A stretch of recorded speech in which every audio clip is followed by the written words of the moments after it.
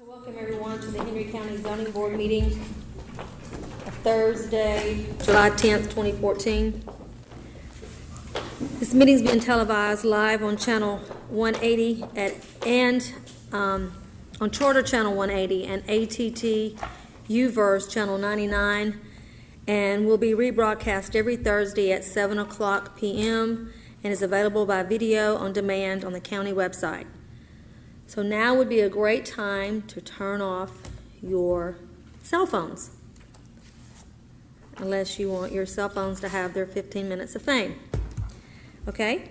If you wish to speak, you'll need to fill out a public hearing speaker card, and we're going to allot 10 minutes for those in favor of a case and 10 minutes for those in opposition of a case.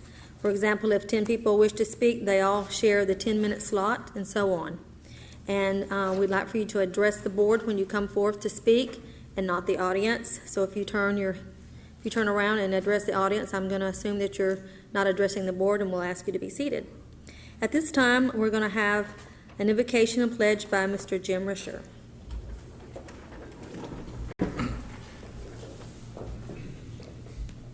Our Father in heaven, please bless this meeting tonight and give us as individuals the common sense and guidance from you to make the best recommendations on behalf of the citizens of Henry County.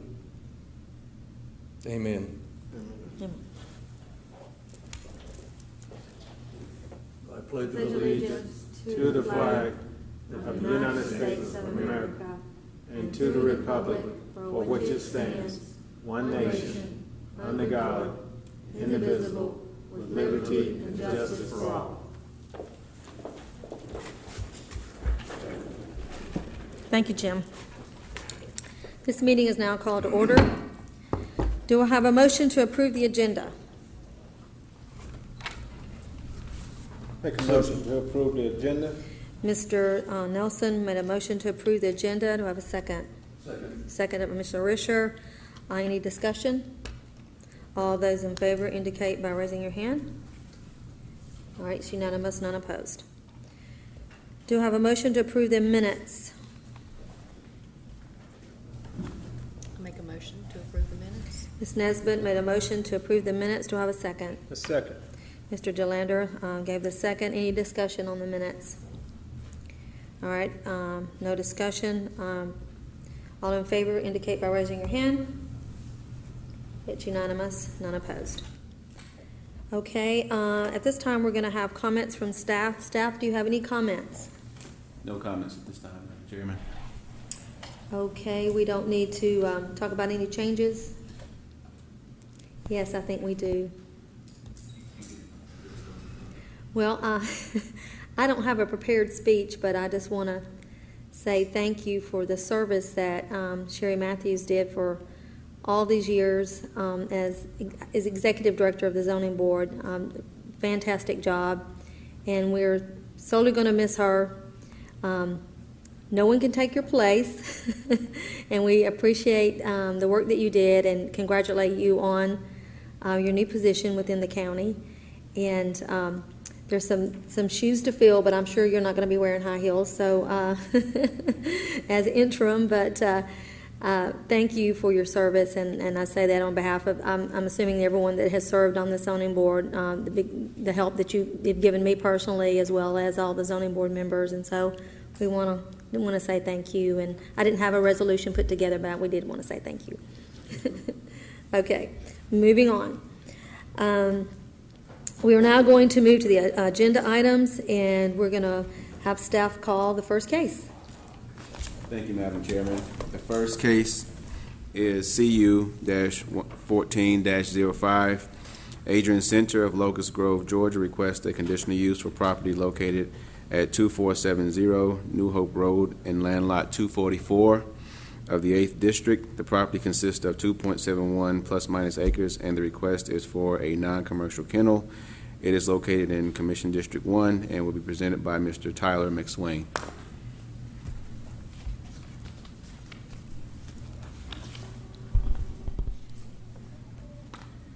All right. Good evening, Chairman and Board. Good evening. The applicant is requesting a conditional use permit for a non-commercial kennel on a 2.71 acre, give or take, property located at 2470 New Hope Road, Zone RA Residential Agricultural. The applicant currently has 7 dogs on the property. In addition to the non-commercial kennel, the applicant is also proposing for dog houses for each individual dog that will include his or her own cage. Okay. A decorative wood fenced area is also proposed by the applicant to protect the animals. The applicant stated that they do not intend to sell puppies and that they are proposing to only keep the dogs they already have in possession. All proposed dog houses will rest on a concrete slab within a shaded area near the rear portion of the property that adjoins approximately 676, give or take, acres of undeveloped land that is part of a planned residential development. According to the site plan, the kennels will be placed beyond the required 50-foot setback from any residential zone district. The applicant is requesting this conditional use to conform with the Unified Land Development Code definition of a non-commercial kennel. And that definition states any single-family residence in a RA zoning district where no more than 10 adult dogs or cats are kept as pets for the non-commercial purpose of hunting, exhibition and shows, field trials, or breeding. Surplus offspring bred at such kennels to enhance or perpetuate any given breed recognized by the American Kennel Club may be sold at such kennels and shall not be considered a commercial activity. All animals kept or maintained as said kennel must be owned by the individual or family residing upon the lot upon which the kennel is located. Unified Land Development Code, Section 4.0301, for kennels, according to the ULDC, the applicant is aware that the waste drains must be connected to a septic system, which will require approval from the Environmental Health Department before modifying a septic modification commence. Planning staff recommends approval for the subject property in a conditional use.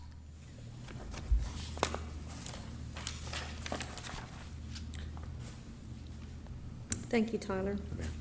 Any questions from the board for Tyler? Okay. I would like to ask the applicant to please come forward. Ooh, I'm tongue-tied tonight. Please state your name and address for the record.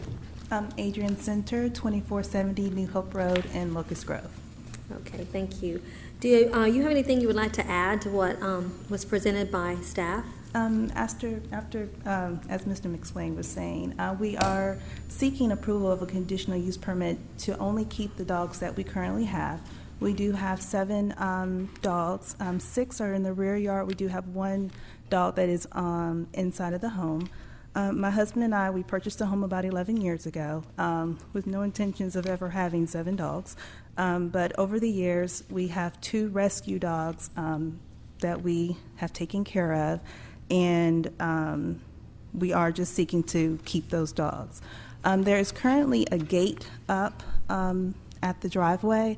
We didn't move forward with placing the fence on the property. The county just completed a SPLOST project, and they widened the road and paved it, but we are going to put up a white wooden decorative fence.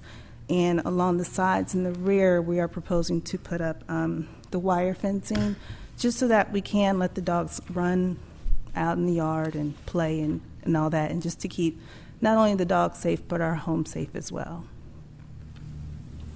Okay. At this time, do any of the board members have any questions for the applicant? Yes. Mr. Head. You have your dogs been loose or roaming at any time that you're aware of?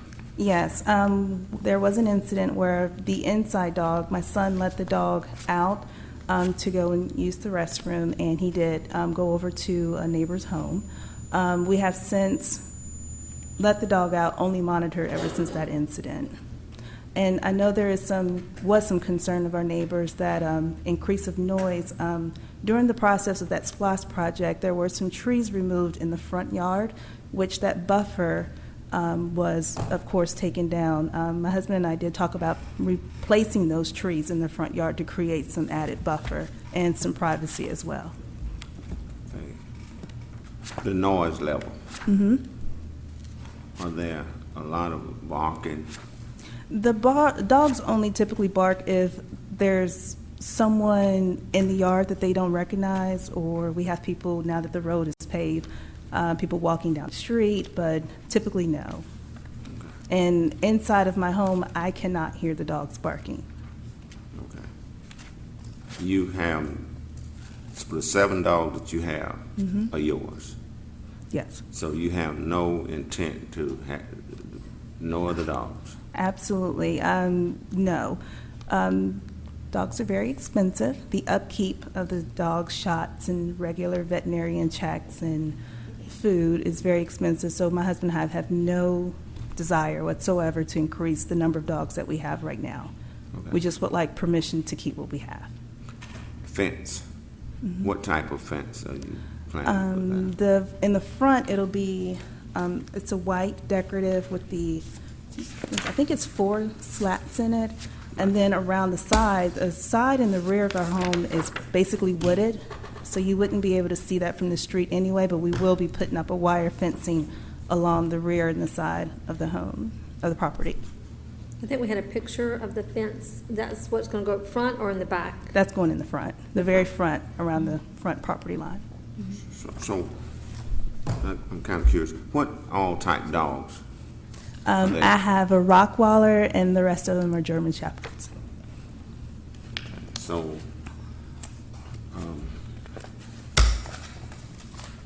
at the bottom of this fence, what would prevent the dog from going under? We can put some wiring there that would prevent. We have a neighbor that had a similar fence up the street, and he also has dogs, and he has there's a mesh wire that you can put on the back side of the fence that won't allow them to get through it at all. Okay.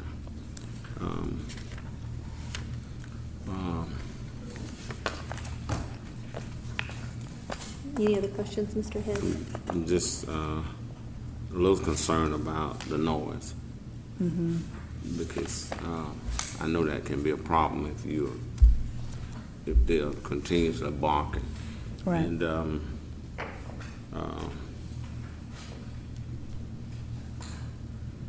And I guess you would understand, being a neighbor, if Right. this was going on, you would somewhat understand that. So that is a little bit of my concern on this, about the noise level. Yeah, they're in the front yard prior to them completing the road project. If you look to the right of there was, where you see that tree there to the right, in front of that tree, there were trees there, and I assume that probably acted as a buffer. We could certainly look into placing some sort of buffer there in order to help with the noise. Anything else? How many acres do you have on? Prior to the road paving project, it was 3.4 possibly. After the county came in and did the paving project, we have 2.71. Okay, so you have a little over, you have over the acre. Okay, and your house, does it sit pretty far back? It's kind of hard to tell with this picture.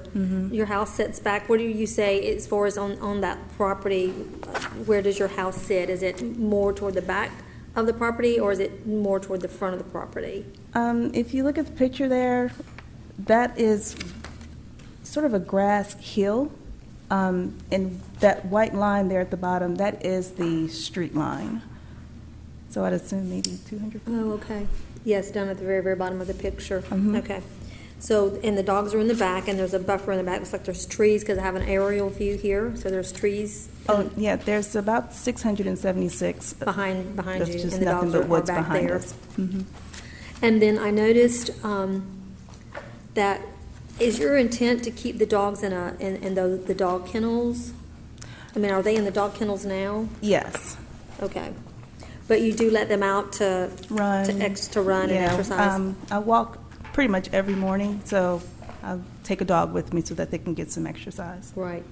Now, it's my understanding, Tyler, in the leash laws in Henry County, the dogs are allowed to run around as long as they are in your sight. So even if you let your dog out, the one that got away, as long as your son could see the dog, I think that was my understanding, as long as you could see the dog, you're still conforming to the law, Okay. as long as you could see the dog and call the dog. But I appreciate your attitude as far as wanting to help with the noise factor and make sure that the dogs are contained and willing to put up a fence. Because where else would you have dogs except for on acreages of lands? At least you're Right. not in, half an acre or a little lot size, where you Right. have 10 dogs. So me personally, I just feel like that, if you say you're going to do all these things, that just shows that your attitude of thinking about others besides yourself, your Right. neighbors too, it carries a lot of weight. And I think the fencing in the front, as Mr. Head was stating, if you're going to let the dogs out to run, maybe something that would kind of protect for them because they would probably get hurt trying to even dig their way out, Right, right. sort We of wouldn't thing. want them to get loose That's or get right. hit by a car or anything. Because you're a rescue dog, so you want to keep them safe. Yes. The only other question I think that I had, have any neighbors come to you and express their concerns, or have you worked with them? Is there anything that Not personally. I know that one of my neighbors was just concerned about the noise. As a homeowner, I understand that I wouldn't want anyone impeding upon my home. So I'm willing to do whatever to try to rectify that problem. And I think prior to the trees being taken down for the road project, we were fine, but I think that caused, the ability for them to hear the dogs more now. So are the dogs in the back or are they on the side? They're in the very back of the yard. They're so the house should be somewhat of a buffer, I would think. Yeah. Depending on where that is. Have you ever trained your dogs to attack or fight or anything like that? No. Okay. And when you say you rescue dogs, where did you get your dogs? From the pound or? No, we have a friend who does have a kennel, and they don't know why, but someone dropped off a litter of puppies on their porch, and they couldn't take care of them, and they were going to take them to the pound. So we took them in instead of seeing them being put down. Was that the German Shepherds? It's two of them. Two German okay. All right. Anyone else have any questions for the applicant? All righty. You may be seated. Thank you.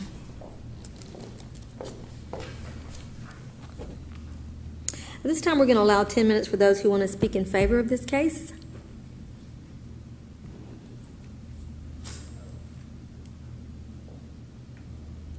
Okay, I don't see anyone coming up. And at this time, we're going to allow 10 minutes for those who want to speak in opposition of this case.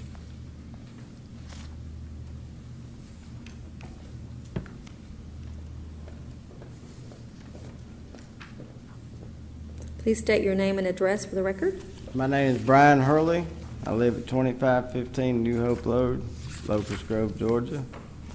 I live right across the street from her. And we have had to call animal control numerous times.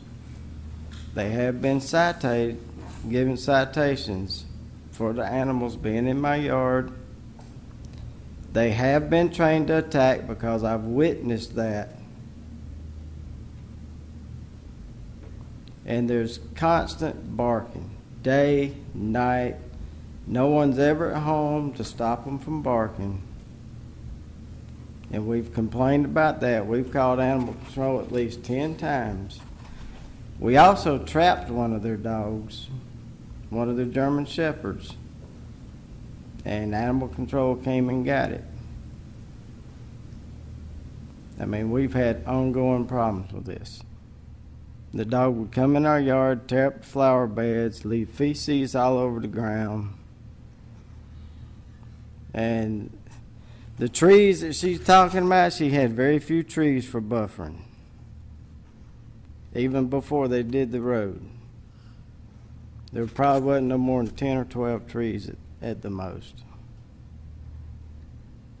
And like I say, I have witnessed them being trained to attack. A man out there with a padded suit with a whip, whipping the dogs, and they were just hollering, screaming. I had to walk away. And the man letting the dogs attack him with the padded suit. She not only has shepherds, I've seen a pit bull over there recently, a puppy, and also one they call a protege.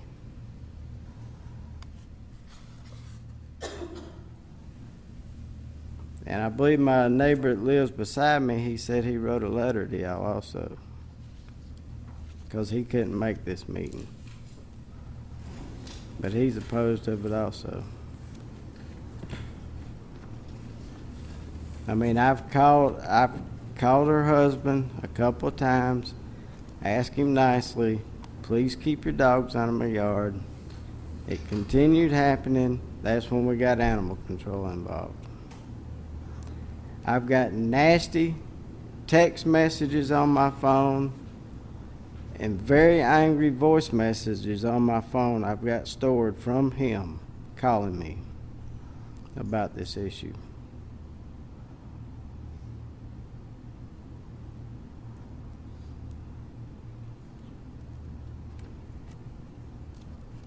We're not going to respond. You just have a chance to say what you want. You have 10 minutes, so I just didn't know if you thought we were going to respond. Yeah. Okay. Okay. That's about all I have to say. Thank you.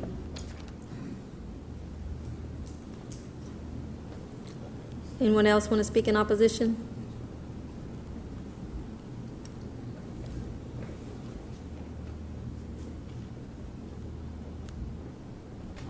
Richard Triplett. I live 2535 New Hope Road, Locust Grove. I live straight across the street from here.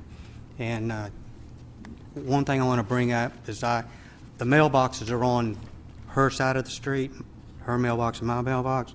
And several times I have gone to the mailbox and the dogs come at me like it was going to attack me.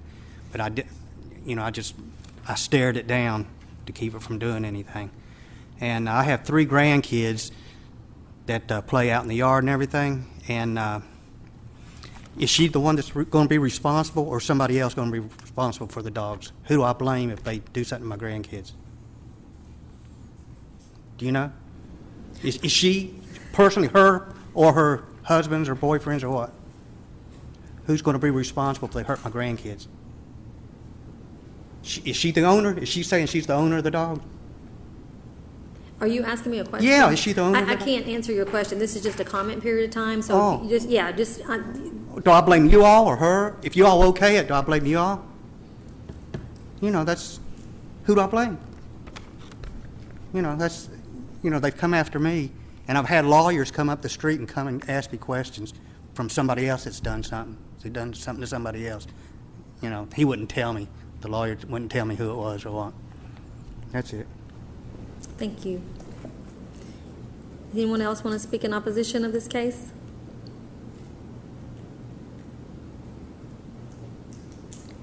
Okay.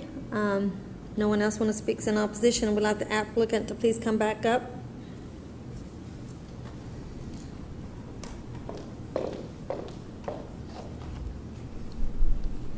Does the board have any further questions for the applicant?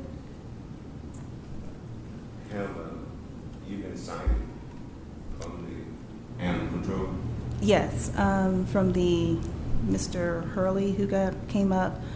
We didn't know the dog was going over into their yard until code enforcement informed us, or animal control informed us.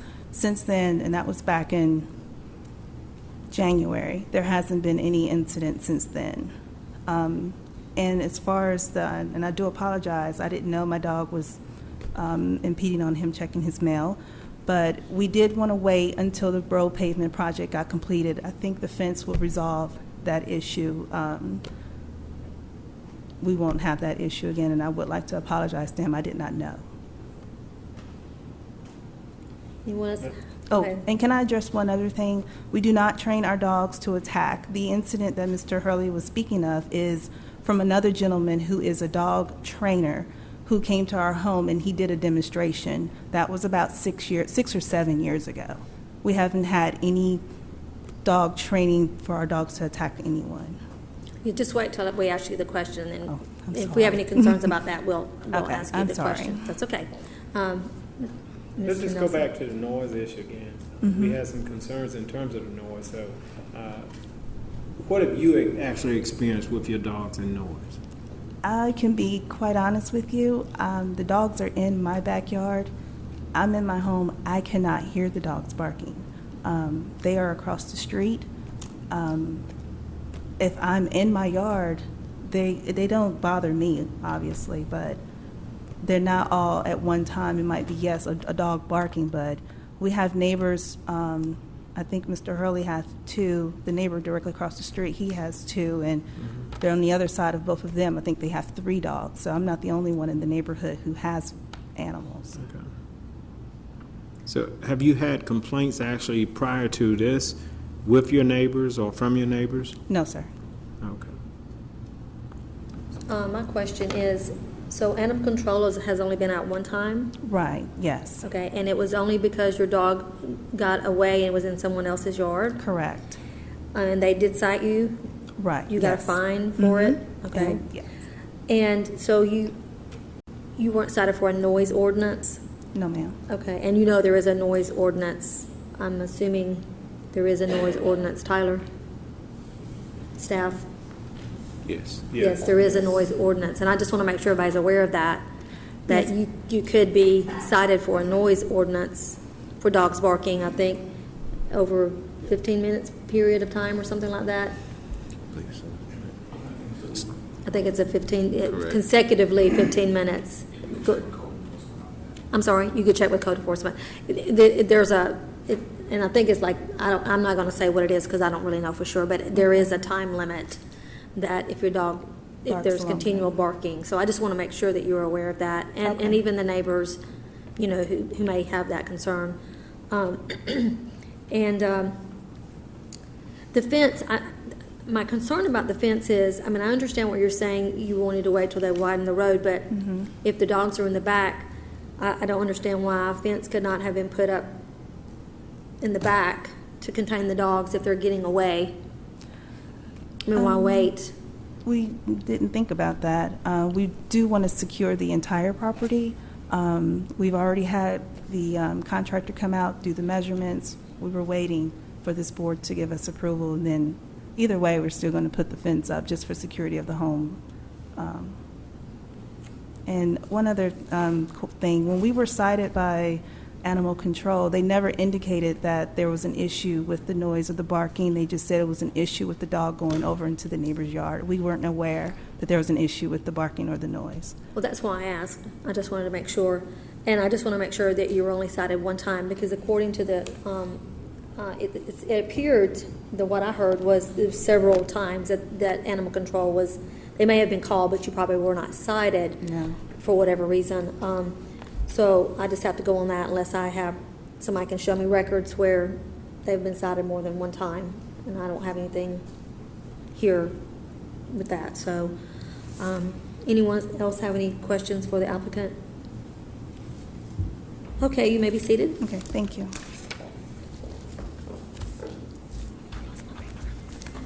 Okay, we're going to call the case. Madam Chairman, the next item on the agenda is CU dash, I'm sorry, We're going to call this case. Oh, I'm sorry. I'm sorry. Forgive me. That's okay. a little bit ahead of myself. Yeah. Item CU-1405, Adrian Center of Locust Grove, Georgia, requests a conditional use for property located at 2470 New Hope Road in land lot 244 of the 8th District. The property consists of 2.71 plus minus acres, and the request is for a non-commercial kennel. The property is located in Commission District 1 and was presented by Mr. Tyler McSwain.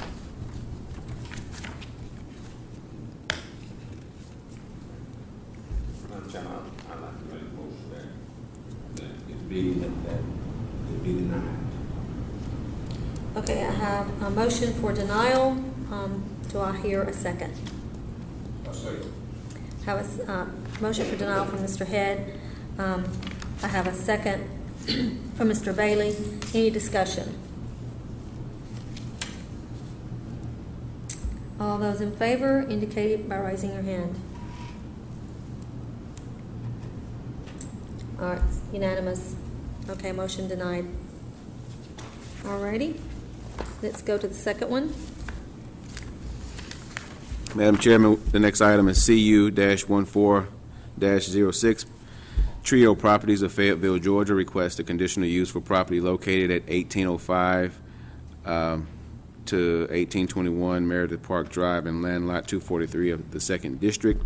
The property consists of 2.074 plus minus acres, and the request is for a sports/recreational fitness establishment.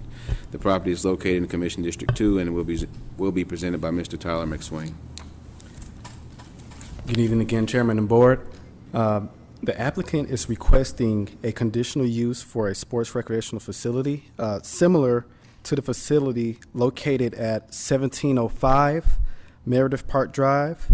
The location is located in an industrial cul-de-sac characteristic type area. The applicant wants to allow the operation within the M1 light manufacturing zoning district.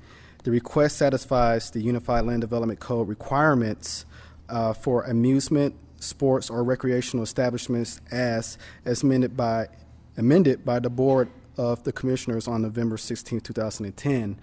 The amendment was made for Sections 2.03.03 the Unified Land Development Code Amendment, which states, whereas the amendment allows all amusement, sports, or recreational establishments uses within M1 and M2 zoning districts as conditional uses, which includes, but not limited to, batting cages, karate schools, cheer and dance schools, inflatable playhouses, bowling alleys, and skating rinks. A CrossFit center is not a gym. Gyms, spas, and fitness clubs are not permitted within the M1 zoning district. The applicant is currently selling gym equipment at this subject location currently, which is permissible in the M1 zoning district under heavy consumer goods. Planning and staff recommends approval with 4 conditions. And that's it. Are there any questions from the board for staff? Ms. Smith, do you have any questions? I have a question. You said there were 4 recommendations. Would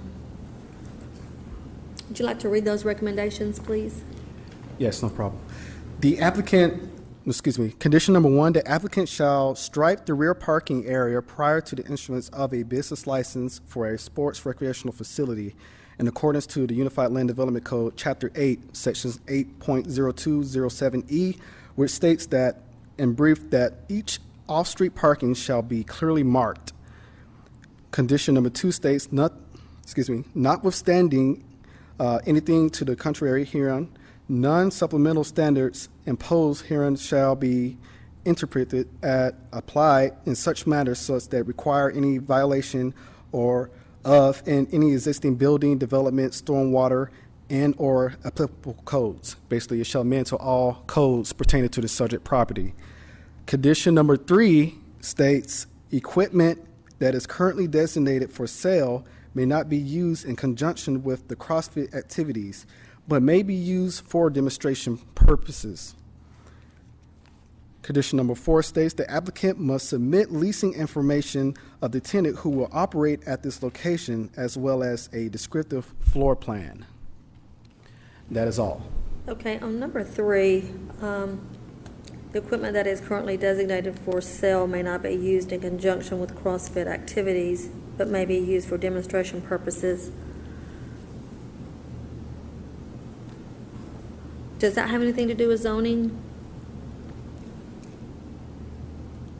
For condition number 3? Yes.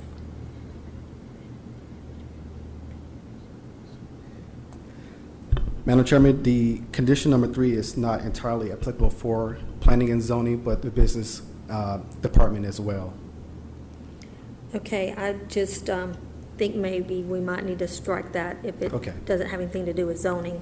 Okay. Because if that would be the case, then we would want to separate the two businesses and that sort of thing, and I don't want to get into their Agreed. business. Yes. If that's okay. Yes. If we don't have, we can take that. Any of the board members have any questions about that request for number 3 to be removed? And I guess when whatever motion's made, or if they approve that, then that can be something that we can strike from there. Okay, is that, Dante, is that, Yes, that'll be fine Okay. when you render your decision. yeah, I just kind of brought that to my attention. Does anyone else have any questions? No. Mr. Nelson, you didn't? Okay, if the applicant could please come forward.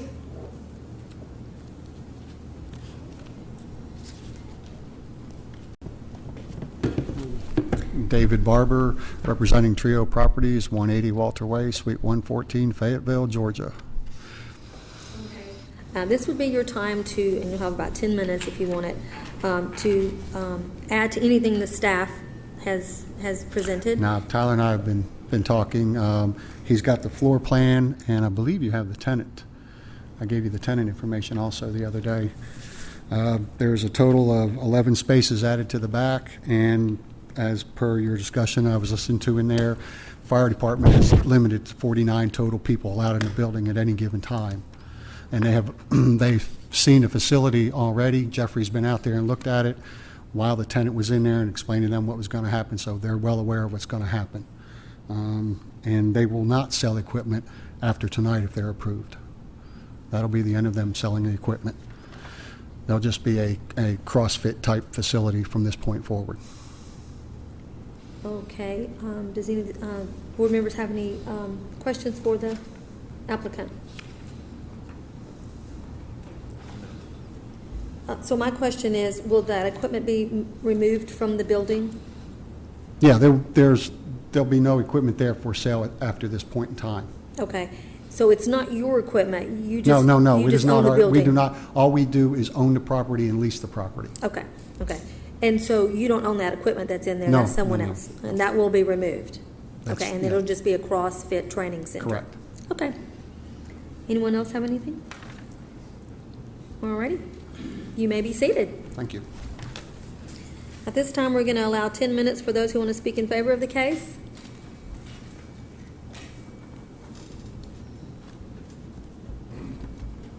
Okay, we're going to allow, no one's coming up, so and we're going to allow 10 minutes for those who want to speak in opposition of the case.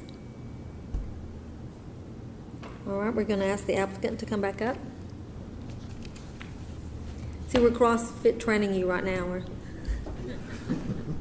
I have to bring some kind of jokes to this. Everybody's all serious back there. So, does the board have any other questions for the applicant before I ask him to be seated again? Okay, you can be seated. Thank you. Okay, please call the case. Madam Chair, the proposal for... Oh, he's going to call the case. I'm sorry. That's okay.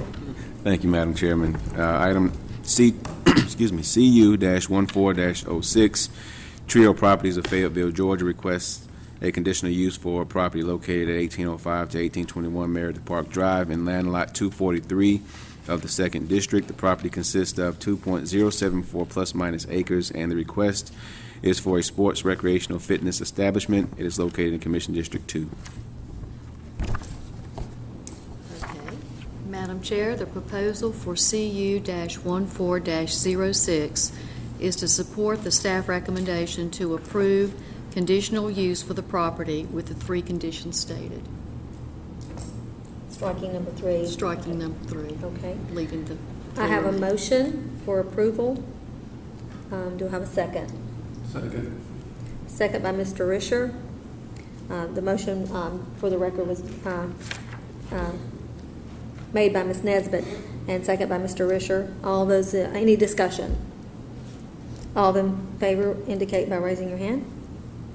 It's unanimous, none opposed. Okay. All right, so we're going to move on to item 3, and I'm going to turn it over to Mr. Nelson, Yes. since this is in my district. Item number 3 on the agenda is CU-14-07. Charles E. Nash III of McDonough, Georgia requests a conditional use for property located at 110 Riverbend Drive in land lot 47 of the 11th District. The property consists of 6.30 plus minus acres, and the request is for a commercial kennel. The property is located in Commission District 4 and will be presented by Mr. Tyler McSwain. Good evening again, Chairman and Madam Chairman and Board. The applicant is requesting a conditional use to allow a commercial kennel for dog training purposes on a 6.68 acre property located at 110 Riverbend Drive, zone residential agricultural. The subject property consists of a single-family residence with approximately 600 feet of road frontage. The road access is limited to Riverbend Drive. It is the applicant's intention to provide professional training for police force dogs in obedience school. The applicant states that he intends to board the dogs until their training is complete. After the training, customers will pay him for the training services, which classifies or categorizes his proposed use as a commercial kennel. By definition of the Unified Land Development Code, any location which provides boarding and care for dogs, cats, or other small animals for procurity gain, the commercial kennel designation does not limit the number of domestic animals per unit. The applicant states that there will be no more than 10 dogs at a time. That's not including his actual personal animals that he has, which are dogs on his property, which is 4. With this information, planning staff recommends approval with 9 conditions. I'm sorry, with 8 conditions. Okay. I'm sorry, it's 9 conditions. I was not going to 7. say, Okay. you need to clarify that for me. Okay. Do any staff members, oh, I'm sorry. Thank you. I gotta get out of the chair. Does any staff member have any questions for staff? Any board members, I'm sorry? Yes, I do. Okay. On table 1, in criteria 4, table 1, standards for commercial kennels in RA zoning district, outdoor runs, fencing required in addition to any fencing on the perimeter of the site. So there's supposed to be 2 fences? Is that what that means? Because it's fencing required in addition to any fencing on the perimeter of the site? I'm sorry, which table? It's item? table 1 under criteria 4, section 11.05.02, criteria 4, table 1. Okay. And this question is in regards to the fencing allowed. Yeah, the supplemental standards of table 4.0301 appear to be met with the exception of an approved drainage system as a secure sanitary facility where outdoor pens are located. Okay. So my question is, it says outdoor runs. It says fencing required in addition to any fencing on the perimeter of the site.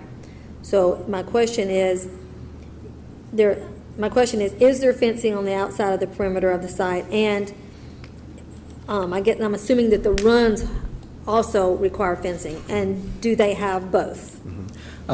The runs, to the best of my knowledge, have not actually been not at the site at the time, but there is currently a fence that surrounds the property. It's a wooden fence, and he's also part of a gated area in the front of his property as well. But in regards to runs, there hasn't been any evidence of that being built at the moment yet. It just says outdoor runs, fencing required in addition to any fencing on the property, and then down below it says a fence already exists. Okay, so my question is, what does that mean? Okay. Does that mean the fencing is for the runs? Madam Chairman, if I could chime in, there are no runs on the subject property at the time, which means there is no fencing for the runs. There's just fencing along the property line. In the event that the applicant adds a run on his subject property, then a fence will be required for the runs. How do we know when runs have been added?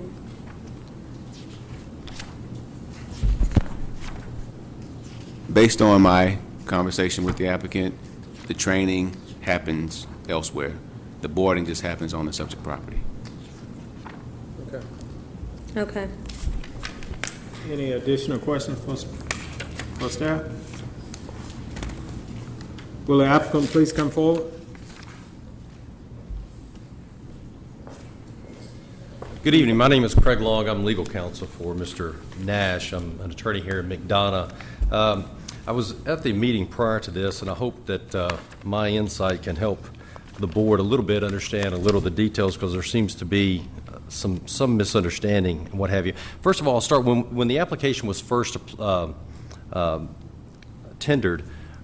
After we met with the staff, the application was initially, and if you look at the application as in the pre-application, it was for a non-commercial kennel. Mr. Nash at the time did not fully understand the distinctions between commercial and non-commercial until after meeting with staff, and then when it became clear that the distinction between commercial and non-commercial only involves whether or not you're compensated, pecuniary gain, the pecuniary gain component of the definition. So once that became evident that that was in what Mr. Nash does for a living, is receives money for the work he does, staff said that you have to go commercial. Fine, fair enough. So here we are going for a commercial conditional use application. But the condition with respect to the limit of number 10, the seventh condition, it legally eviscerates the distinction between commercial and non-commercial. So it limits him to a non-commercial level of up to 10. So it didn't make sense that he even had to go commercial if he's going to be relegated to 10. So it legally eviscerates the distinction. It's not. It's capricious. It's arbitrary. It's legally indefensible. There's no explanation for legally eviscerating the distinction. So Mr. Nash, with respect to going commercial, his facility that he's there now, I'll address the fence, then I'll go to the facility and the outdoor runs. The facility now, the property is 3.15 times larger than the minimum requirement by the code. It's 6.8 something acres. It is fenced entirely all the way around it.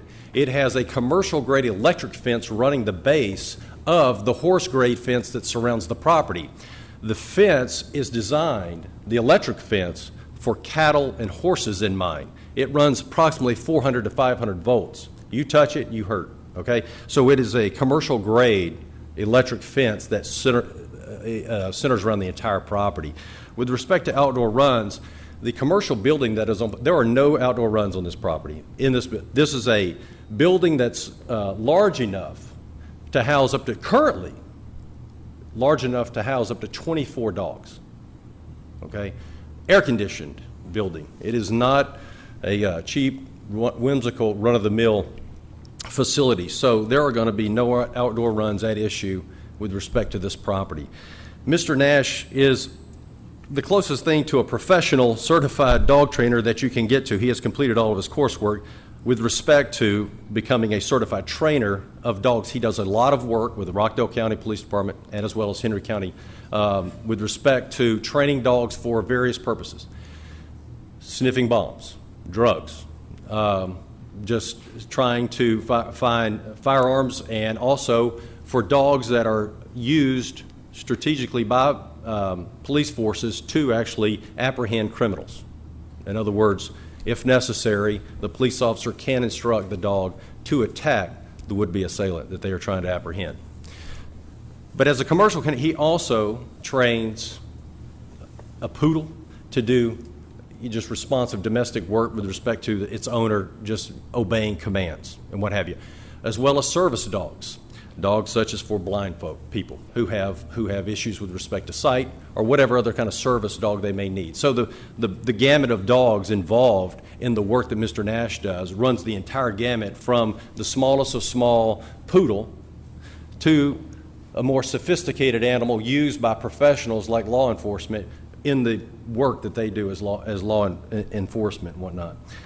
So with respect to that, The biggest issue, Mr. Nash has no problems with any of the conditions except for number 7. It doesn't make legal sense for a commercial applicant to be effectively made a non-commercial kennel by limiting number 7. Mr. Nash does ask for a limit of 20.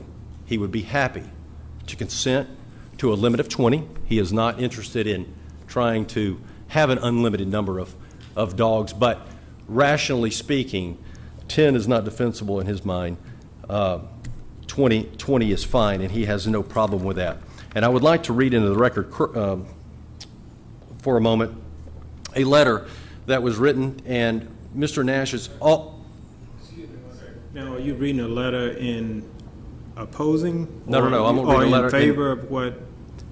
This is a letter in favor. Okay, will you say that until we get to that point? I can, yes, Okay, and I can tender it. I do not believe this has been tendered to staff. It's a letter signed by neighbors, and we can tender it to staff but I would like to read it into the record, but I will hold it. Okay, thank you. So I believe that addresses the high-level points that are at issue. There really is no issue. This property, the building where the kennel, and I think, if I'm not mistaken, you can correct me, it is actually 25 feet from the property line. And I'm going to gratuitously mention this. So we're already working with staff for the planning and zoning. We talked to environmental health today. There is a need for a variance with respect to this. Mr. Nash built this, it was originally a quote-unquote pole barn, okay, just an outdoor type barn for keeping lawnmowers and the like. It has since been converted into what it is today. And back when the building was built in the 2007-2008 era, it was fully in compliance with the regulations at the time with respect to setback distance. So it was compliant at the time. It's there now. This is the only location for a building such as this. So in converting it to a kennel, it does breach the setback requirement. It does necessitate a variance. But Mr. Nash is already in the process of knowing fully of what is involved with addressing that issue. So with respect here, I hope that the board fully understands that what you're dealing with in a homeowner, Mr. Nash, is not just someone who all of a sudden decided to train dogs, become a big dog owner, or anything of that nature. This is a gentleman who has been at it for a number of years, gone through a lot of training, and done a lot of work in this area, and is probably the most called upon individual with respect to law enforcement in the South Metro Atlanta area on this subject that there is. So I thank the board. Thank you. Okay. Do we have any questions? Does the board have any questions? I do. Okay, go ahead. So when the pre-application form was filled out and it said no selling of dogs, no more than 10 dogs per service period, what did that mean? Well, at the time he was applying for, he thought that given what he does, the only way that he could go would be non-commercial. Thus, knowing the cap was 10, that was what was necessary. But after meeting with staff and fleshing out the nuances with respect to the distinctions between one and the other, and getting an more full understanding of what his intent was, it became evident to do what we're doing here today, but, going this route versus going the old route. And the condition number 7 is a legacy condition from the non-commercial applicational intent at the time. My other question is, how many dogs does he have on the property today? 4. Question to staff is that number is allowed. He's at 4 personal dogs are allowed. Okay. Without any kind of condition. Okay. But he wants to have more, and he wants to have up, you're saying he wants to have up to 20? Yes, ma'am, that is correct. Okay. And my other question is it's on 6 acres of land, and I understand that. Right. Have there been any complaints that you know of from neighbors or from code enforcement, any fines from code enforcement from dogs getting away, the 4 dogs that he has, or from a noise factor? Just those two. Just those two is I'm all asking. No, Have the okay. dogs gotten away, and has he been fined, and has there been complaints about that? Right. The answer to all those questions is no. Never been a fine, never been a citation. The letter I've got to read will address some of these issues that you have, that you raise. These are from each neighbor whose property either touches or is directly across the street from his, that speaks to that issue. But to answer your question in short, the answer is no. So I'm trying to ask a question, and you being his attorney, I would think you would know this. Was there ever a time when a dog was lost and there was a reward for the dog? Was that dog ever found? I'm not aware of that being the case. No, ma'am. Okay. So I'm just, and do you know of any situation where there was a dog in the area that maybe code enforcement was called and maybe some action had to be taken against a dog that was in somebody else's property that maybe someone didn't know who it belonged to and maybe people thought it belonged to him and that sort of thing? I'll let him. Please, let me go back to the... Excuse me, sir. I'm If you sorry. will, state your name, your address for the record. Yes, sir. My name is Charles Nash. I live at 110 Riverbend Drive. I'm the applicant trying to do this. McDonough, Georgia, 30252. Okay. Sorry. Thank you. Back to the first question. Have I ever had a missing dog? Yes, I have had a missing dog. I have had a dog go missing on my property. The second question was, have I ever had Code enforcement. no code enforcement, no violations, no fines? Was that dog ever found, the one that was No, missing? the dog was never found. The dog, we think, was stolen. Okay. Do you know of any report in your area from your neighbors that there was a dog that was found that maybe was taken by code enforcement and Absolutely not. euthanized or anything like that? Absolutely Okay. not. Not any of my dogs. Absolutely Okay. not. Okay. Every single one of my dogs are spoken for by a department. Okay, that's all the questions I had. Thank you so much. That's all. Any additional questions? Okay. You may be seated, sir. Thank you. Okay. At this time, we'll allow 10 minutes for those in favor of the case. At this point, sir, you can bring that letter in favor of the case if you would like. You have 10 minutes to present it. Thank you. Do you want me to state my name and my address? Yes. My name is Craig Long. My address is 125 Westridge Industrial Boulevard, Suite 301, McDonough, Georgia 30253. I'm here functioning as a lawyer, not as an individual citizen, I'm sorry. Dear Zoning Advisory Board, we, the undersigned, are neighbors of Charles E. Nash III, also known as Charlie, at his principal residence located at the above referenced property address, which is 110 Riverbend Drive, McDonough, Georgia. We are writing in support of Charlie's application for conditional use that is before the Zoning Advisory Board on Thursday, July 10, 2014 at 7:30 p.m. Charlie has been our neighbor since he purchased his home in 2006. At all times, Charlie has been a good neighbor, having never caused any problems with how he uses his property. We are aware that Charlie trains domestic or domesticated dogs on his property at times. There have never been any problems or issues with noise. There has never been any problems with any dogs getting loose and threatening anyone. Charlie's property is maintained in an appropriate manner given how he trains domesticated dogs. We wish to tell the board that we support Charlie's efforts to properly obtain permission for how he wishes to use his property and do not object to the board's approving Charlie's conditional use application. With kind regards, and then it's signed by 8 property owners. And who do I, for the record, can I tender this to staff maybe? I think we have that in file. I'm sorry, I'm a lawyer. I'm used to tendering evidence to judges and juries. If it has not been provided to staff, then please hand that to Mr. McSwain. Yes. Okay. Thank you. Anyone else in favor of the case? At this point, we will allow 10 minutes for those in opposition of the case. And please state your name and address for the My record, name is please. Kurt Zugel. I live at 405 Riverbend Drive in the subdivision. I'd just like to go ahead and state I'm here today to oppose the application of the conditional use for a commercial business that is to house trained canine attack dogs. I've now been told that this will turn into a business that the owner will then train other persons on the property to train these attack dogs that will within our subdivision, to be able to train other persons to then train their own dogs or train the canine attack dogs.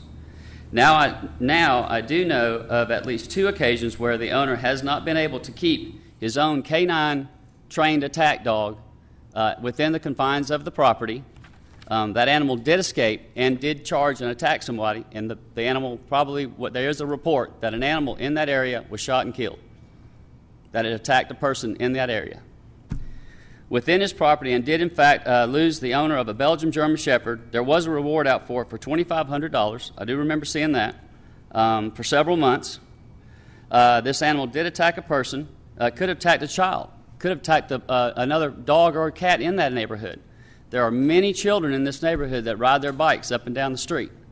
And within that area, it's scary to think that animal got a hold of a child.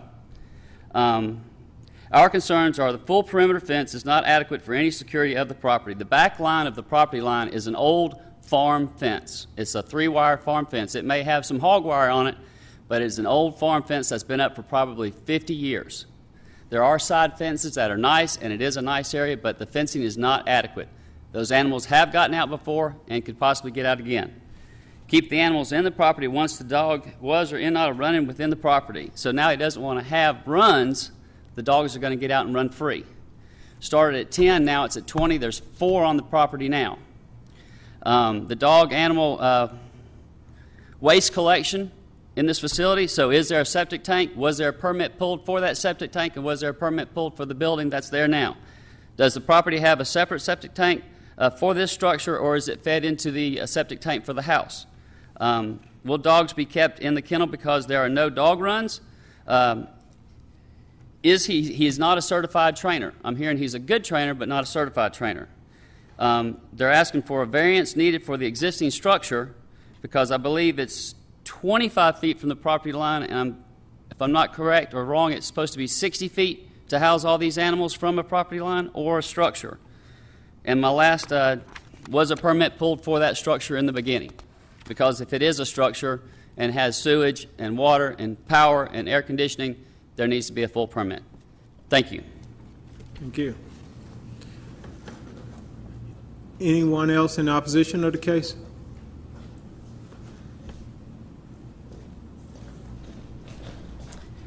My name is Joy Cook. I live at 160 Riverbend Drive, so down the road from Mr. Nash. And it seems after listening and reading his application, his intent is unclear to me. He started out non-commercial, then he's changed to commercial. During the work session, it was mentioned that he would train the dogs off-site, but I've heard him tell other neighbors that his future plans are to actually build another structure and actually train trainers to train these dogs. And these are German Shepherd type dogs. These are canine police force dogs. So my concern includes the safety of my children along with everyone in our neighborhood. This is not an official subdivision, but our lots are bigger than normal, but we see, like, there's houses on every side of him, across the street, on either side of him. There's also a subdivision right behind his property. Of course, I'm worried about noise. If he's housing up to 20 dogs, I think we're going to hear some noise. I also have concerns about, why does he need this commercial?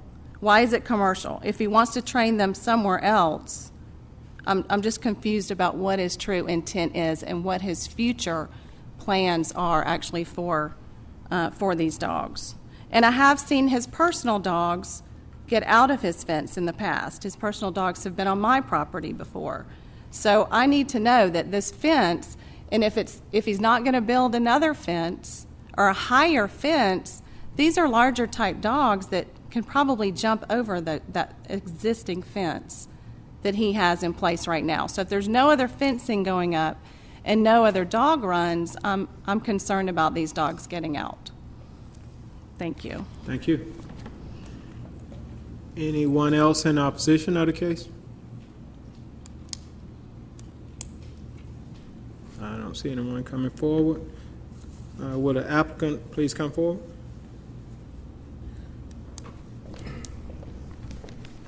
Okay. Does staff have any additional, does the board have any additional questions for Mr. Richard?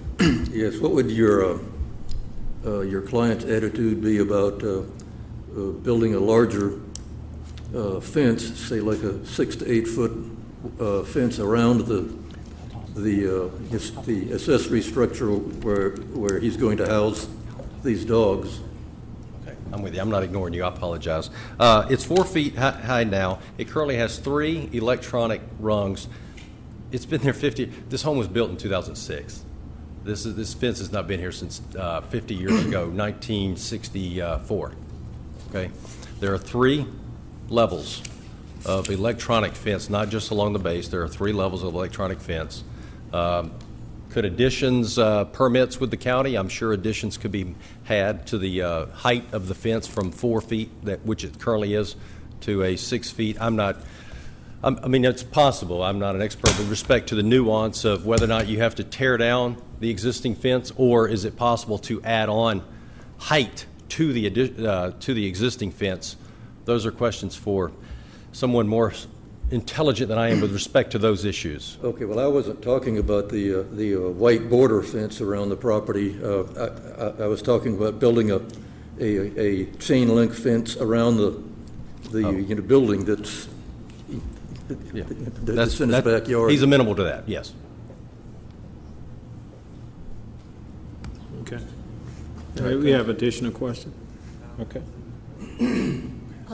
It's my understanding that the building that's going to house the dogs is not in compliance right now, so there would have to be a variance probably for that building and the fence at a later time. As I mentioned earlier in my statements, everything the gentleman just mentioned, that's technically putting the cart before the horse, Right. but all of that, every bit of that is completely understood as a requirement and necessity, and it's perfectly intended to be complied with in its totality. Okay, so, I mean, that's for a different time. I have a couple of questions. Is your applicant a certified trainer? October, he will be technically and officially certified. He has completed his coursework, 480 hours of training. Okay. He's got to take a test. Okay, so he has to practice the training in order to get his certification? It's part and parcel of it. Coursework, 12 weeks, 8 hours a day, 5 days a week. That's been completed. Okay. That's part of it. And then the training aspects, sort of, I guess you would call it apprenticeship, so to speak.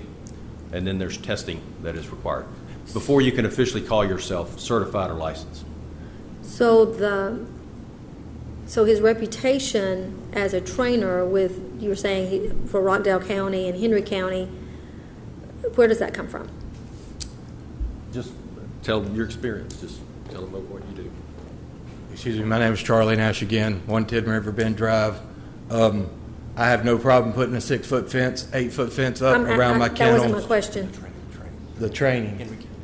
Oh, every Wednesday I train with Henry County PD, Henry County Sheriff, Conyers PD, Rockdale Sheriff, Snellville, Stone Mountain, Fulton County, DEA, U.S. Marshals. I train with all them in Rockdale. They use me and a business partner that I'm trying to franchise out in Alabama that we sell dogs to.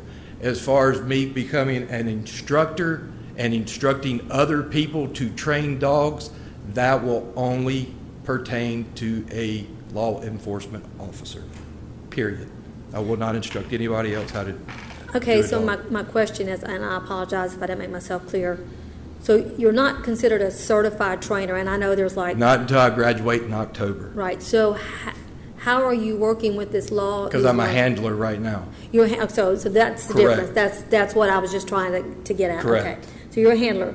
So, and it's my understanding, so but the dogs that you have now, those are not being trained for anything. Those are just your personal dogs? My personal dogs. Okay. That's all the questions I had about the training. My question is also for staff.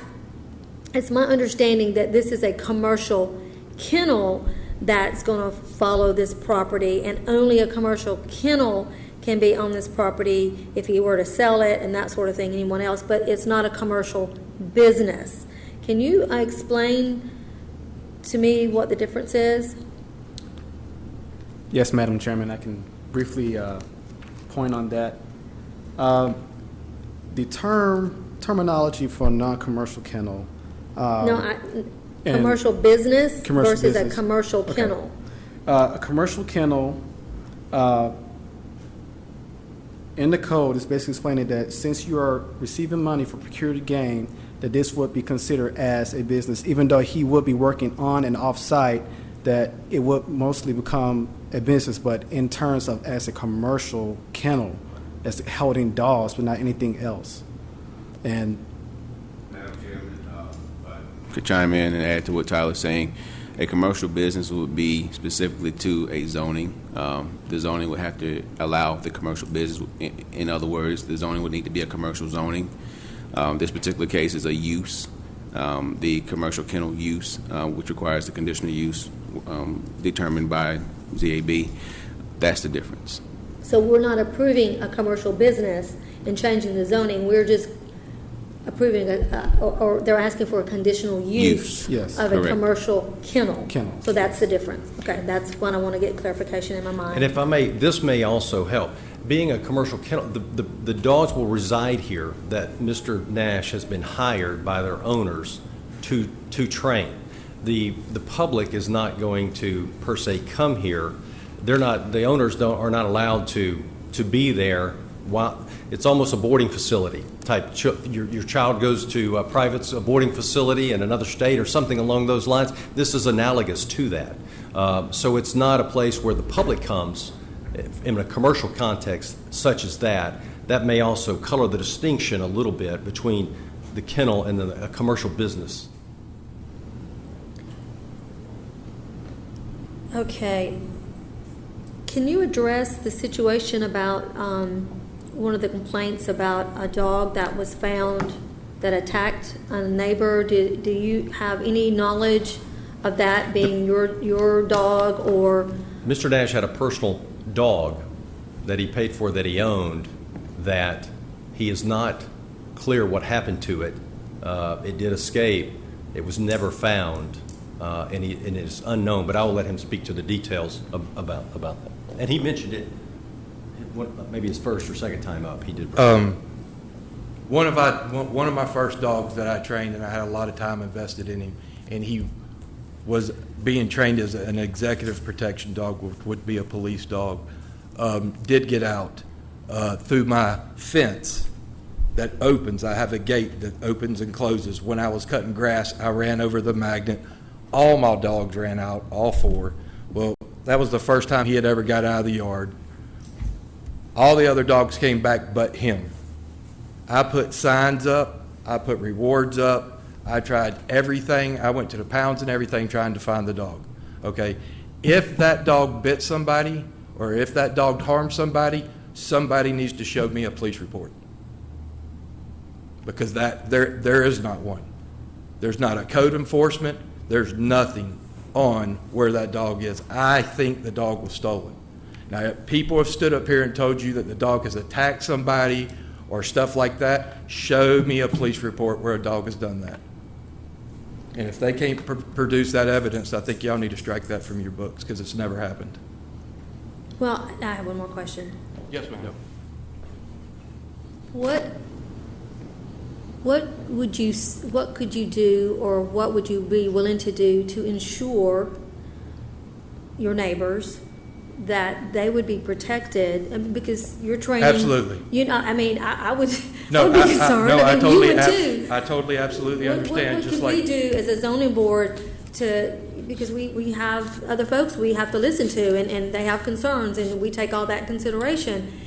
And we look at you and what you're trying to do, and we Yes, ma'am. understand that, and I just, there's a balancing here. So help me help you. Okay. Help the neighbors. Here's how you can help me help my neighbors and feel more confident. My fence around my property, you see, it ain't as old as whoever stood up here and said it is. My fence has 3 layers of electric wire. I have a metal building that my dogs are going to be housed inside the building if you pass the variance off. They will not be outside. Their kennels and their runs are inside a metal building that I will actually enclose that metal building in also with a 6 to 8 foot fence, whatever is required by the code, by what they're telling me that I need. So that will be 3 layers of protection that a dog has to get through, and 9 out of the 10 dogs that I train, or I should say 1 out of the 10 dogs that I train, is a bite dog. Is that what? What they call a bite dog, a dual purpose bite dog, a police dog.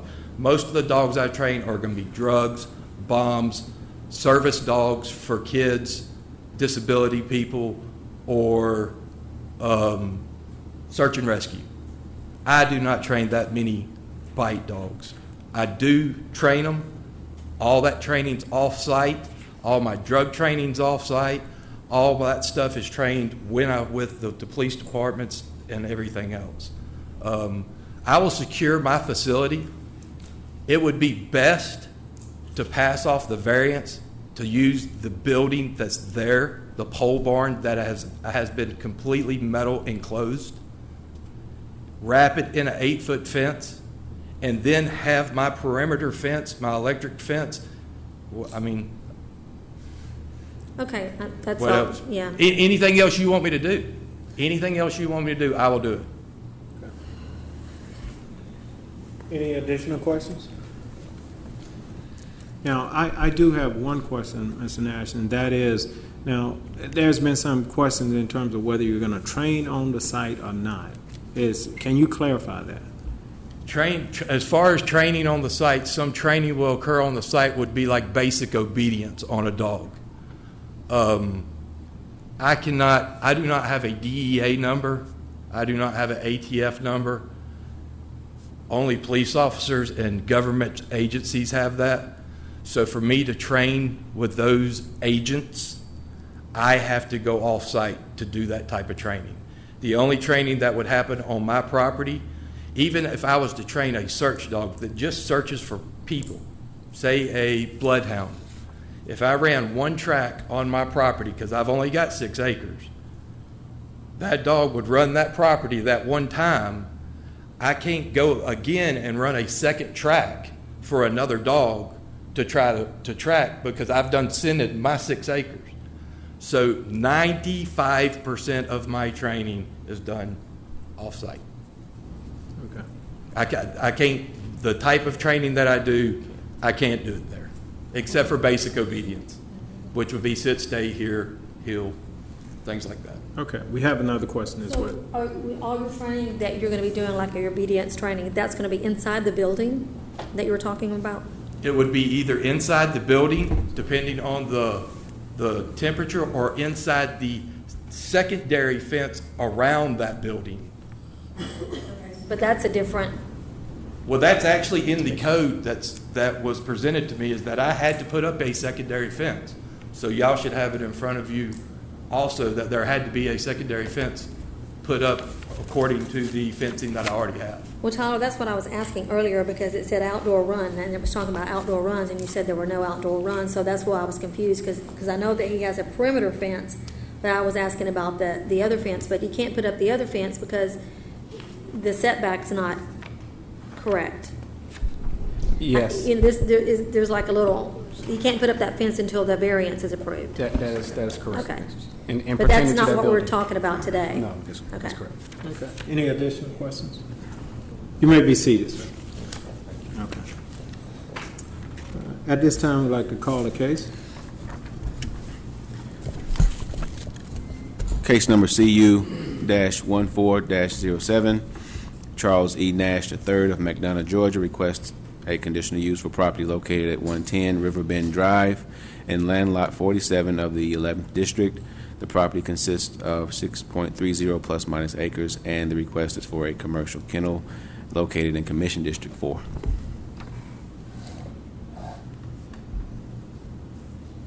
Mr. Chair, I would like to recommend approval for the request with 9 conditions. that were noted. The seventh condition being that to change from the number of dogs being trained to 20 dogs at no more than 20 dogs at one time, to include 4 personal pets.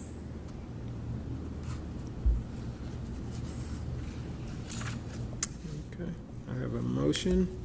Do we have a second? A second motion. It has been, we have a motion and a second. All in favor? All opposed?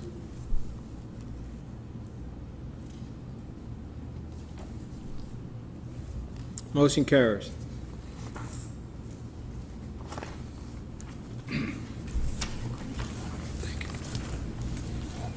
Call the next case, please.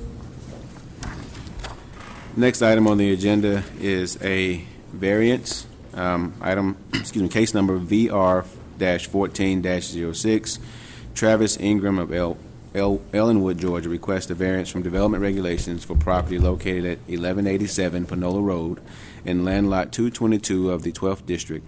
The request is to reduce lot acreage and setback requirements, and the property is located in Commission District 5.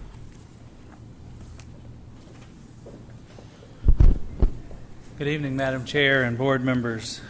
The request that is before you tonight is a variance for property located at 1187 Panola Road. The subject property is currently zoned RA Residential Agricultural and received a conditional use approval by the Board of Commissioners for a daycare facility on March 6 of 1979. When the conditional use was approved for the daycare facility in 1979, the property was part of a larger tract of land and has since been subdivided, which has created the non-conforming lot of record.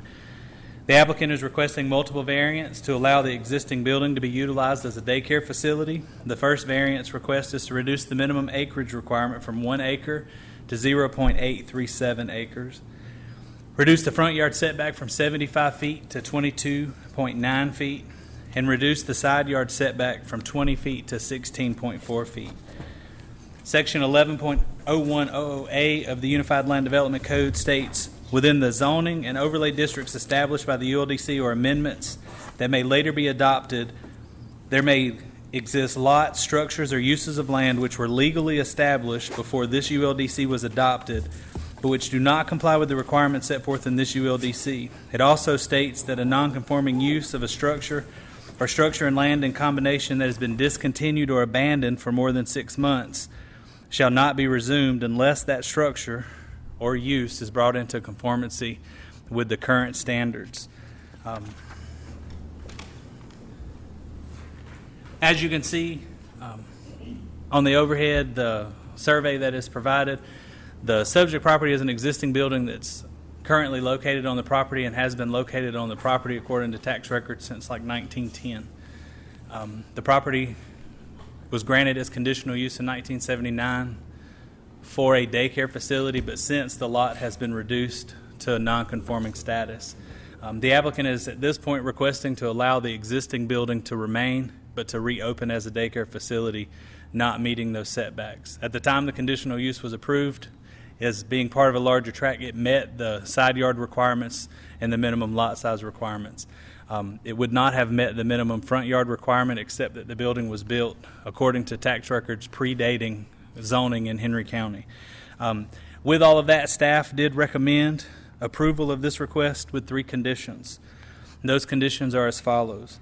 Number 1, the front yard setback and side yard setback reductions are only applicable to the existing non-conforming structure on site.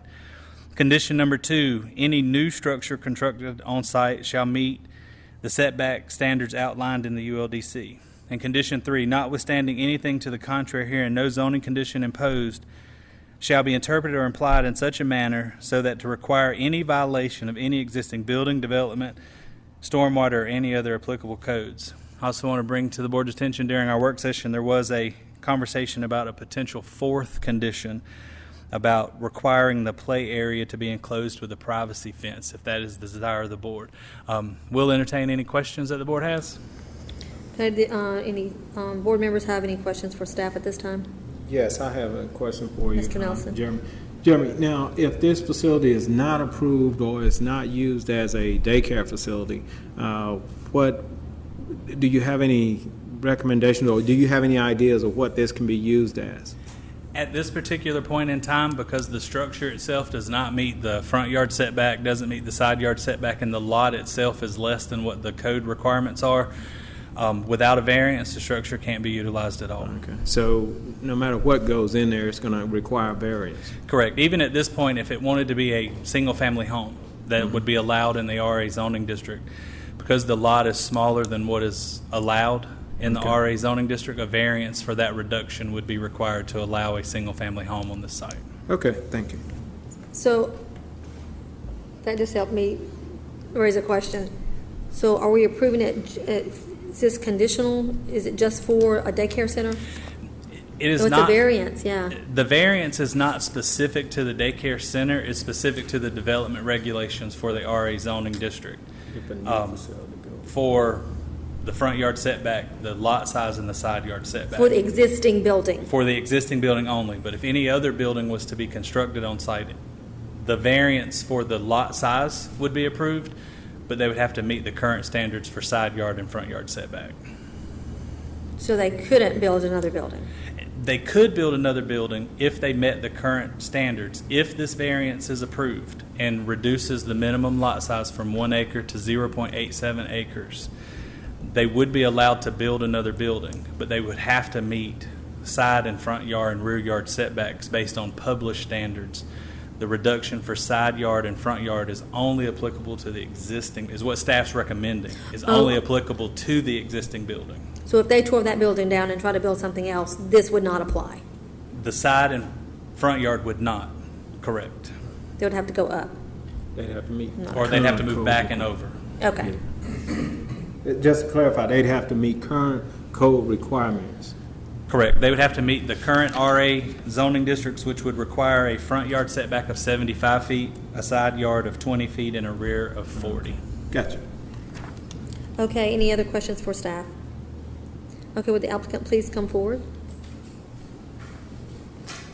Please state your name and address for the record. My name is Travis Ingram, up 1187 Panola Road in Ellenwood. Okay, do you have anything you want to add to what Jeremy just presented? No, ma'am. Okay, do any of the board members have any questions for the applicant? I have one question. Ms. Ingram, now, were you the previous owner of this location? No, I just purchased it March 2014. Okay. And my question is, did you purchase it to be a daycare center? Yes. Did you know about the setback requirements when you bought it? No, I did not. Okay. That's all I have. Anyone else have anything? Okay, you may be seated. Okay, thank you. Okay, this time we're going to have 10 minutes for those who want to speak in favor of the case. Please state your name and address for the record. My name is Kathy Bull. I live at 209 Pine Knoll Court, Ellenwood. I live down the street from the daycare center. I've lived on my property for 21 years, and so there's been a daycare center there as long as I can remember.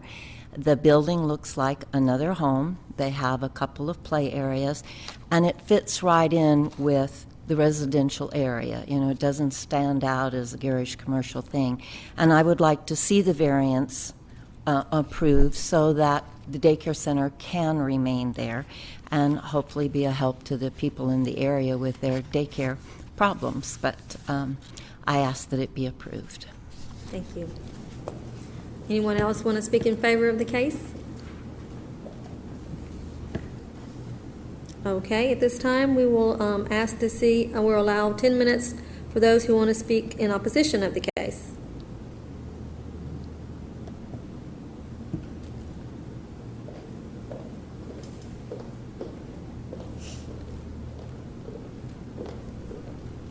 Good afternoon. Good evening. Can you hear me? Please state your name and address. Yvonne Sanders Butler, I'm at 1201 Panola Road, Ellenwood, Georgia. I own the property beside the daycare. I also own property behind the daycare. I don't have the address. It's 1.5 acres. It has a Scarborough address. And so the daycare is actually at the bottom corner of our property. And we've been there now, I believe, about 19 years. There have been exactly, I believe this would be the 4th daycare that's been there. We were there with the previous owner who bought the property, and he lost his wife to cancer, and so it closed shortly after that. It was 17 years when we moved there. They had not had any children. My son was the first stop that they had in 17 years on Panola Road. So we feed into Fairview Elementary and Austin Middle School. The property probably has been vacant now maybe 6 years. And my concern, and I did go the day that the young lady, I think Miss Ingram, bought the property, is that there were 3 great people that bought that property to have daycares, but they lost it, and some of them lost their homes because they had put their homes up. What the seller did not tell any of the people that purchased that property that it was not large enough to get enough children, babies or pre-K kids, to basically take care of the building. And so if you look back in the records, they all lost their properties. And it's unfortunate because it wasn't until I called down here at zoning probably a couple of weeks ago and spoke with a nice gentleman. And basically, when they were selling the property, they basically told the buyers that the property behind them was their property, and the 1.5 acres is actually our property. The daycare is not big enough to house enough children to sustain it. We have the property behind it. That is the reason why it's landlocked. And the reason why is because if they would have had to have about 1/8 of an acre. It would run beside our bedroom. We have 5.5 acres that we set on, and we have horses, and the property directly behind it is 1.5 acres, and there are 2 families that's probably been in Henry County for 50 years that own the property. The father, I think, worked at the Henry County Herald for many years, and so I was heartbroken. I'm a former educator. I'm a former principal. I've ran a school with 1,300 children, a 15,000 square feet building, pre-K kids. Many of the owners came in to have a pre-K program. You can only have up to 20 kids. And there are 5 daycares within a 3.5-mile radius. And they could not get enough children. Unfortunately, and I shared with my husband, is that I hate that I wasn't there when those people came. They worked hard.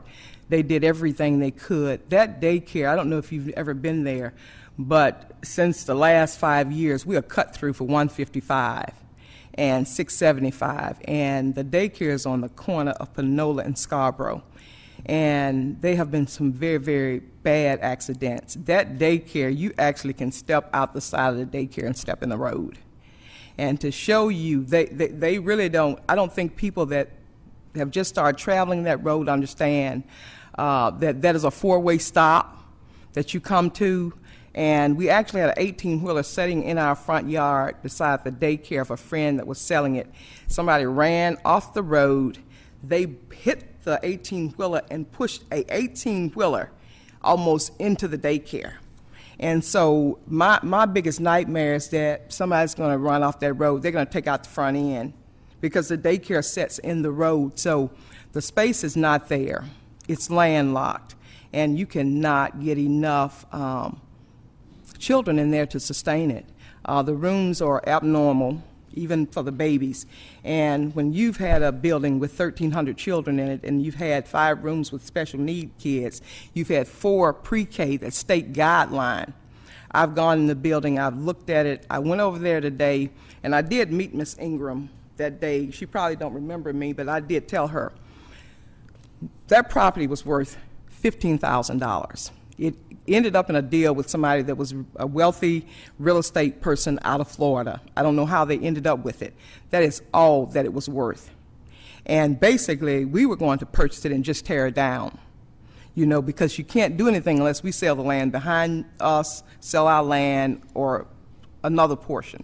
And there are 3 homes there. It's probably about 15 acres. That is it. And on that corner, there are no children. I think basically total, they might have had 15, 12 kids at the most. And the last owner left with everything in there. They had a home in Stone Mountain. They lost their home and they lost their daycare. That's a long time for somebody to work for something and to lose it. And I really think that I met the sellers and the people that I talked to that was there. I basically told them that they couldn't. They were going to have to get a variance. And a couple of people heard what I said. I said, I'm just trying to be a good neighbor. It's not that I've been with children all my life. I've worked with kids for 26 years. That's a long time. So I love kids. There's no room for them to play. And it's unfortunate, but it will not survive. And like I said, there's not enough space. And the reason why they asked us to sell 1/8 of an acre, sewage, drainage, it is not there. And so I just wanted to come here tonight and to share that. And the young lady that has had that real estate for 5 years, she tried to get them to just sell the property. It's a 100-year-old building. 15 years ago, they wanted $300,000 for it. And I told them, don't give them that money. You can get this property for $20,000, $25,000. And they weren't honest because they should have told them that they would have to have a variance. They didn't have enough property, but they just wanted to sell it. So I went over there and I talked to as many people as I could, and that was what we did. But by the same token, I want to see kids in a safe environment. I want to see them in a healthy environment. I know the state rigs and regs. I know how much playground kids will need if they're babies, if they're special needs, but I also know that we have so many daycares that all the while that we've had the daycares there, those daycares that have a name, have a brand, they get all the children. And that is not a daycare where buses stop, dropped off at. And so basically, that's what I have to say. Thank you all so much for allowing me to share this with you. Thank you.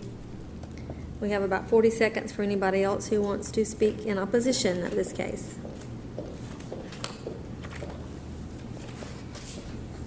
Speak fast. The clock hasn't started yet. Floyd Butler, 1201 Panola Road, Ellenwood, Georgia. I just wanted to add something to about the sewer situation. The septic tanks and their property lines, they don't have the room to expand to house the kids because you have to have so much field land for your septic tanks. They don't have the space for it because we own the property all around it. And so they've been trying to buy property for that reason. And, you know, we don't want to separate out properties like that just for field lines. Thank you. Okay, anyone else want to speak in opposition of the case? We have 3 seconds. Okay. I would like to ask the applicant to please come back up.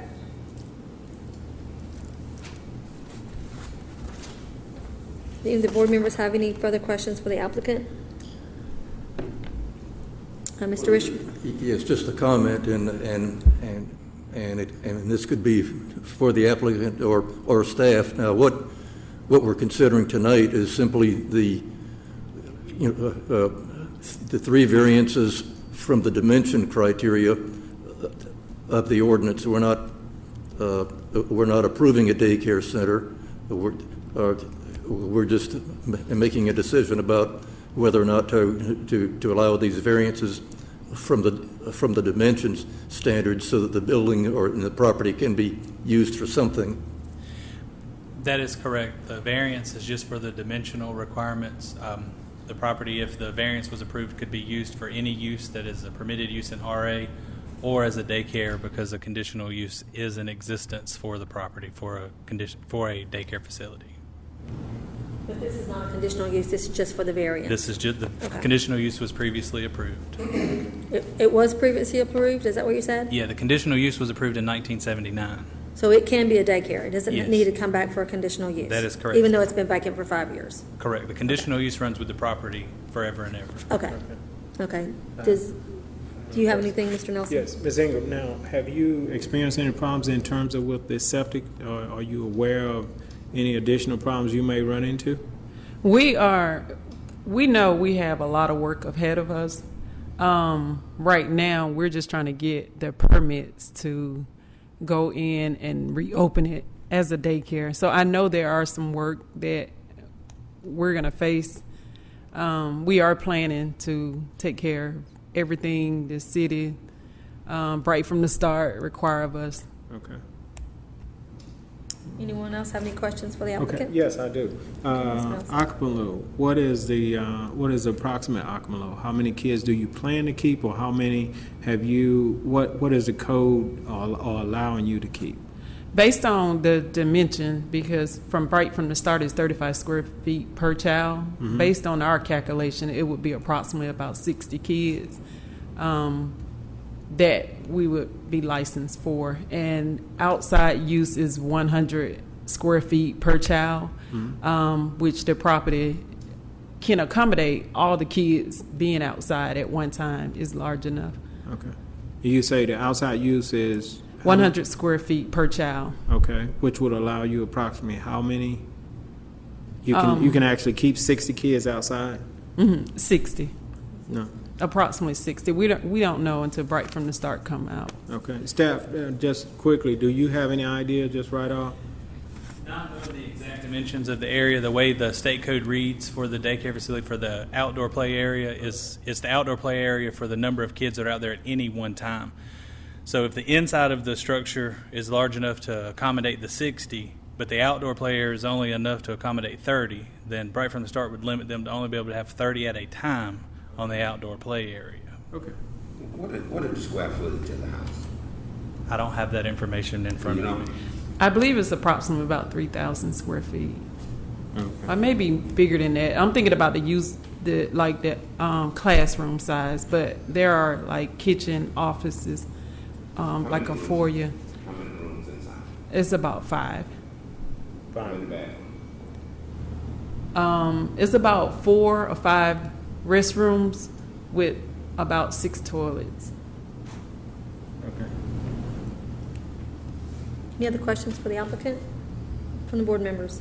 Okay, you may be seated. Okay, thank you. Please call the case.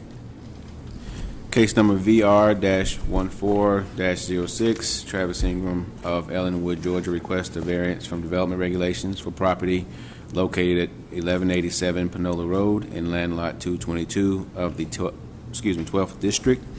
The request is to reduce lot acreage and setback requirements, and the property is located in Commission District 5. Madam Chair, I'd like to recommend approval based on staff recommendation with an additional condition that the outside play area be boarded with a minimum of a 4 feet fence surrounding it. Okay, I have a motion by Mr. Nelson. Do I have a second? I'll say. I have a second by Mr. Head. Any discussion? All those in favor indicate by raising your hand. Motion carries. No opposition. Okay. Next case. RZ 14-06, Henry County Board of Commissioners of McDonough, Georgia, request a rezoning from R1 Single Family Residential to C2 General Commercial for property located at 3548 Jodico Road in land lot 65 of the 7th District. The property consists of 0.71 plus or minus acres, and the request is for a commercial development. It's in Commission District 3, and the request is presented by Dante Gibbs.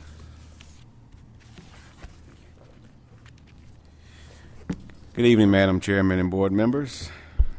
Good evening. Or should I say good night? The item before you is a Henry County Board of Commissioner initiated rezoning for a property located at 3548 Jodico Road in land lot 80 of the 6th District. The property is currently zoned R1, a single-family residence, and the request is to rezone the property to C2, general commercial. The Henry County Splosh 3 Campground Road Extension Project will completely displace the Clark Pest Remedy Incorporated business, which is located presently at 3631 Jodico Road. And the property at 3548 Jodico Road was acquired by Henry County on May 27, 2014. And this acquisition was in lieu of Henry County filing a formal condemnation action against Clark Pest Remedy Incorporated. The Clarks have been in business at their current location at 3631 Jodico Road for over 20 years, and the 3548 Jodico Road property needs to be rezoned from R1 to C2 to allow their business to relocate to the new location. Planning staff recommends approval of the rezoning request by the Henry County Board of Commissioners to rezone the property to C2 general commercial with 6 conditions as they are outlined in your copy of the staff report. Condition number 1, stating all future development plans shall be submitted and reviewed for approval by Henry County. If the current structure is torn down and rebuilt, it shall be constructed of brick, stone, stucco, or any combination thereof. Condition number 2 states that the existing signage located at 3631 Jodico Road will be allowed to be relocated to 3548 Jodico Road, and a new permit will be issued for the same, provided that any change or modification to such signage shall require and be subject to a new permit review process. Number 3, dumpsters shall be placed on a concrete pad. Number 4, any exterior lighting plan shall require that all lighting be of moderate brightness and consist of downcast lighting. Number 5, a privacy fence not higher than a maximum of 8 feet shall be installed along the rear of the property as a buffer to the residential property. And finally, condition number 6, a separate driveway entrance onto the 3548 Jodico Road property from Somerville Drive, and such driveway entrance will require a permit to be issued by Henry County Department of Transportation and shall be subject to the conditions of such permit.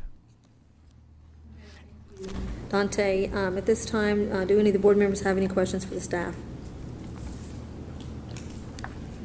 I just have one question on condition number 4. It says any exterior lighting plan shall require all lighting to be moderate brightness. Is there a definition for moderate? It is a measure of candescence. Is that the correct word, Jeremy? Am I pronouncing that correctly? Candle foot. So our ULDC has different types of lighting requirements, and so as long as the bulb that they use in the lighting meets those requirements as it pertains to moderate brightness, then that would be permitted. But it couldn't be like something you would see at a football stadium where there are very extreme types of brightness. It would be moderate in that it wouldn't blind drivers driving by. And then the way that we require the lights to be projected downward and not outward.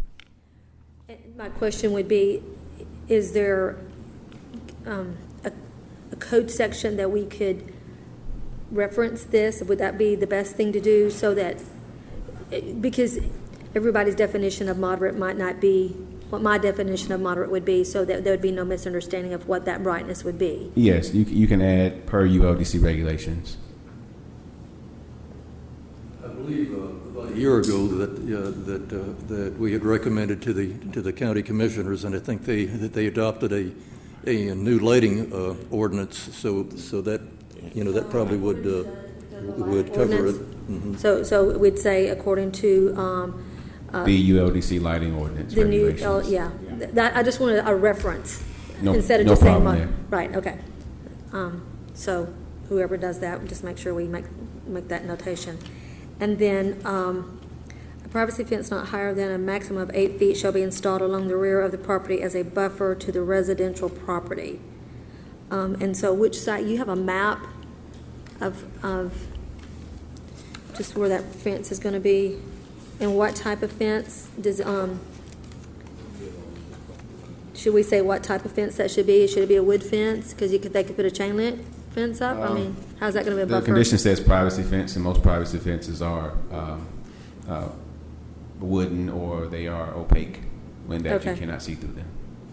Okay, so there is a definition for privacy fence.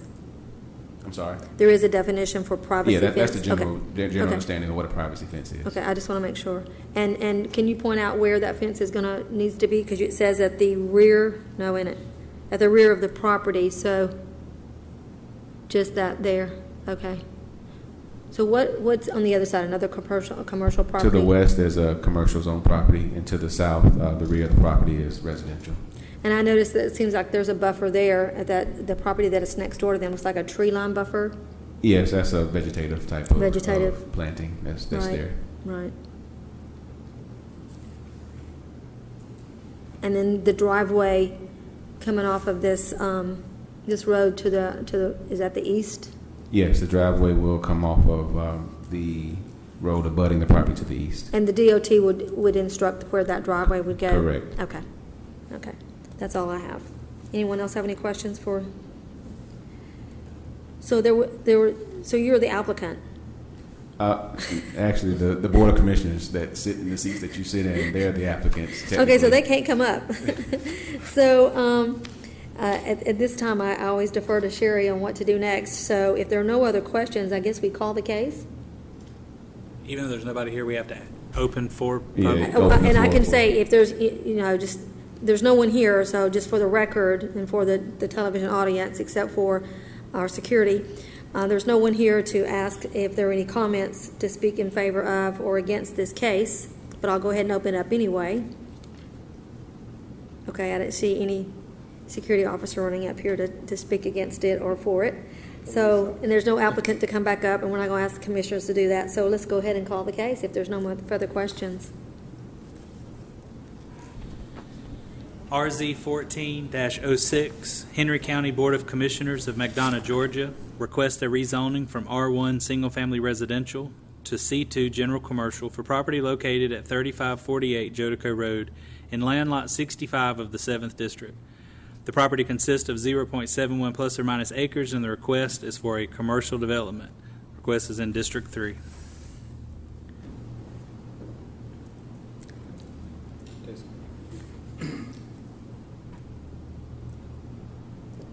I make a motion to approve this rezoning request due to compliance with the comprehensive land use plan and out of public necessity. I second. We have a motion and a second. Motion by Mr. Risher, a second by Mr. Nelson. Any discussion? My only discussion is, did you want to change item number 5 to, item number 4? Mr. Risher, did you want to revise that, or you want to keep it as presented as moderate brightness? No, I'll agree to revise it. Okay. Mr. Seconder, would you allow the motion to be revised? Yes. Okay, would you like to restate your motion, Mr. Risher, with the changes? I make a motion to approve this rezoning request, again, based on compliance with the comprehensive land use plan and out of public necessity, with the conditions as stated by staff and as amended by the board tonight. And I second. Okay, I have a motion and a second. Any other discussion? Okay, call for the vote. All in favor indicate by raising your hand. It's unanimous, none opposed. Okay, at this time. Okay. At this time, we do open it up for public comment. Again, I don't see anyone in the audience except for our security guard, but if he wants to come up and give public comment, he's allowed to do so. He has 10 minutes. Okay. Seeing no one coming forward, do I have a motion to adjourn? Second. Okay, I don't think there's any discussion. Do you guys? Meeting's adjourned. Thank you.